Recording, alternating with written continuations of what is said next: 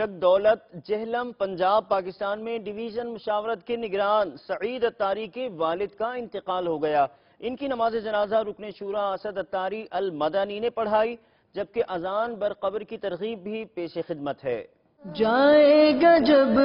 جہاں شیخ طریقت امیر اہل سنت دامت برکاتہم العالیہ ترغیب دلاتے ہوئے ارشاد فرماتے ہیں، تدفین کے بعد اسی طرح اعلان کیجئے، عاشقان رسول متوجہ ہوں، انشاءاللہ عز و جل اب قرآن کریم کی صورتیں پڑھی جائیں گی، انہیں کان لگا کر خوب توجہ سے سنیے، پھر اذان دی جائے گی، اس کا جواب دیجئے، پھر دعا مانگی جائے گی۔ مرحوم یا مرحومہ کی قبر کی پہلی رات ہے، یہ سخت آزمائش کی گھڑی ہوتی ہے، مردود شیطان قبر میں بہکانے کی کوشش کرتا ہے۔ جب میت سے سوال ہوتا ہے من ربک، یعنی تیرا رب کون ہے، تو شیطان اپنی طرف اشارہ کر کے کہتا ہے کہ کہہ دے یہ میرا رب ہے۔ ایسے موقع پر اذان میت کے لیے نہایت نفع بخش ہوتی ہے، کیونکہ اذان کی برکت سے میت کو شیطان کے شر سے پناہ ملتی ہے، اذان سے رحمت نازل ہوتی، میت کا غم ختم ہوتا، اس کی گھبراہٹ دور ہوتی، آگ کا عذاب ٹلتا اور عذاب قبر سے نجات ملتی ہے، نیز منکر نکیر کے سوالات کے جوابات